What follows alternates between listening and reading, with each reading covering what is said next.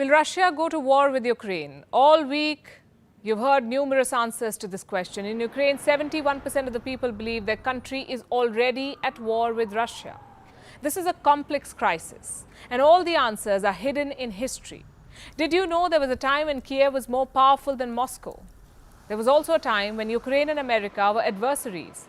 Tonight, we'll bring you all these stories. We will tell you why Russian President Vladimir Putin is obsessed with Ukraine.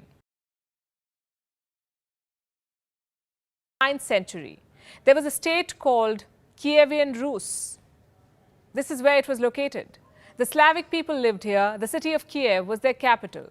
Between 980 and 1015, the Kievan Rus was ruled by Grand Prince Volodymyr.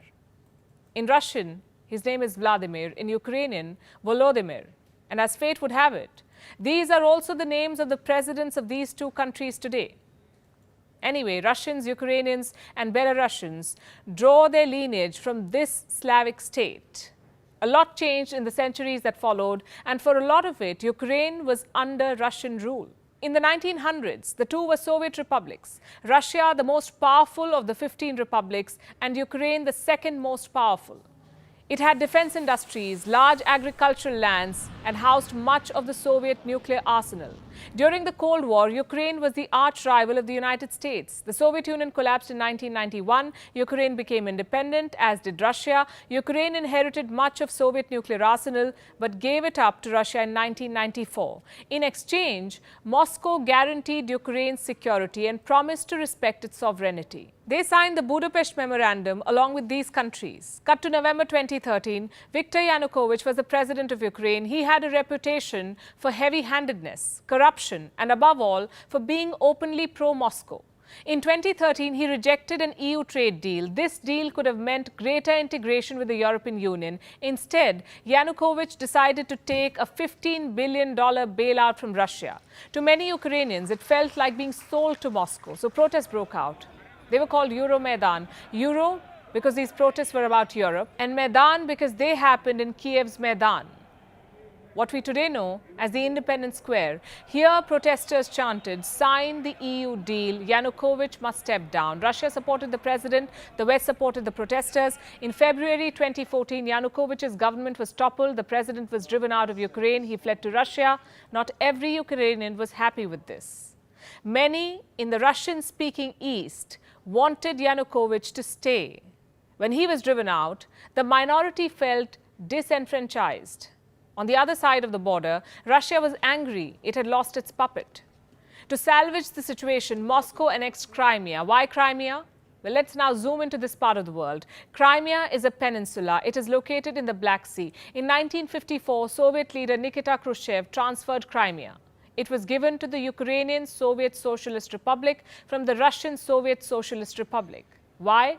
Khrushchev hoped the transfer would strengthen, quote-unquote, brotherly ties between the Ukrainian and Russian people. Both Russia and Crimea were part of the Soviet Union, so this transfer did not mean very much. When Ukraine became independent in 1991, Crimea joined it. The peninsula was given special autonomy. It remained home to Russian military bases. Moscow promised to respect Crimean autonomy. Many in Russia were of the opinion that Crimea should not have been allowed to join Ukraine. In 2014, when Yanukovych was ousted from power in Ukraine, Russian military began seizing government buildings in Crimea. Soon the entire peninsula was under military occupation. A referendum followed. On the 16th of March 2014, Crimeans voted to become a part of Russia. Was this vote legitimate? Well, it depends on who you ask. For Putin, this was Crimea's liberation. For the rest of the world, this was Crimea's annexation. The focus then shifted to eastern Ukraine, where Russia-backed separatists had seized territory. Ukrainian forces did not launch an all-out offensive at first, but on the 17th of July 2014, when a flight carrying 298 people was shot down by these rebels, Ukrainian forces decided to flush out the rebels. The separatists began losing ground, so the Russian army stepped in. They invaded eastern Ukraine and fought alongside the rebels. What followed was a series of talks between Russia, Ukraine, and the West. They resulted in the Minsk Accords. This was first signed in 2014. Both sides agreed on ceasefire and military withdrawal. Ukraine agreed to hold elections in the rebel-held areas. 8 years on, the Minsk Accords remain unimplemented. Ukraine stands as the largest European country excluding Russia. It covers an area of more than 600,000 square kilometers with a population of 44 million and a GDP of more than $155 billion. Per capita income, more than $3,700. Today, Ukraine is divided between East and West in more ways than one. The West sees itself as more European. The East is closer to Russia, be it in terms of geography or sentiment. In the West, most Ukrainians speak Ukrainian. In the East, a third are native Russians. In the West, Russia is looked at with suspicion. In the East, Russia is looked at through the lens of shared history and heritage. Ukraine also remains at war. Its forces are fighting the rebels in the east. Rebel leaders are ruling at least two regions, Donetsk and Luhansk. Together, they are known as the Donbas region. Russia has once again sent its troops. This time, they're stationed right at the border. What does Vladimir Putin want? For NATO to stop expanding. NATO stands for North Atlantic Treaty Organization. It's a military alliance. These countries are the founding members of NATO. These countries joined it during the Cold War, and these countries joined after it. Ukraine wants to join NATO too, but Putin wants NATO to exclude Ukraine and every former Soviet state. And this is just half the story. Like I said, a lot is hidden in history. For starters, there is domestic politics. When Putin annexed Crimea, his approval rating skyrocketed. Keeping the nationalistic drum rolling helps the Russian president. Annexing parts of Ukraine also helps Putin restore Russia's superpower image. Again, back to history. Many Russians view Ukraine's independence as a mistake. It is true that Ukraine was ruled by Russia. In fact, Ukraine has barely remained independent pre-1991. There was a brief period before World War I and then another stint in 1600. For the rest of its modern history, Ukraine was under Russia. 1 in 6 Ukrainians is an ethnic Russian. 1 in 3 speaks Russian as a native language. So Putin is right when he says historically they were one.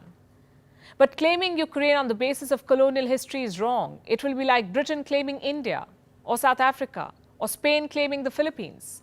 Past imperialism cannot justify present-day expansionism. Here's what else history tells us. Ukraine was forcefully Russified. Cut to 1700, Russian leader Catherine the Great started Russifying Ukraine. Ethnic Russians were shipped to this part of the world. Schools were told to teach Russian language. By 1800, the Ukrainian language was banned. In 1930, Soviet leader Joseph Stalin steered a famine in Ukraine. Millions of Eastern Ukrainians were killed. The area was then repopulated with ethnic Russians. In the 1940s, the ethnic Tatars were relocated. They too were replaced with Russians. There is a reason why Eastern Ukraine today has so many native Russian speakers. It was designed to be that way. Eastern Ukraine was always dear to Russia. It has coal, it has iron, fertile land. Its historical connection with Russia was forced. Putin time and again talks about the Holy Rus. He says Russians and Ukrainians are one people. 70% Ukrainians reject this thought. 72% consider Russia a hostile state. Today, 33.3% Ukrainians are ready to take up arms against Russia. 21.7% are ready to stage a civil resistance against Russia. 67% Ukrainians want to join the EU. 59% want to join the NATO. Meet the current Ukrainian President Volodymyr Zelensky. He came to power in 2019 following a landslide victory. He is a vocal critic of Russia. Zelensky openly opposes Russian occupation of eastern Ukraine. 73% of Ukrainian voters voted this man to power. Today, Volodymyr Zelensky represents the pulse of Ukraine, the Ukraine that wants to remain independent of Russia. But Vladimir Putin wants to become the man who revived Russian imperialism. He does not realize the world has moved on.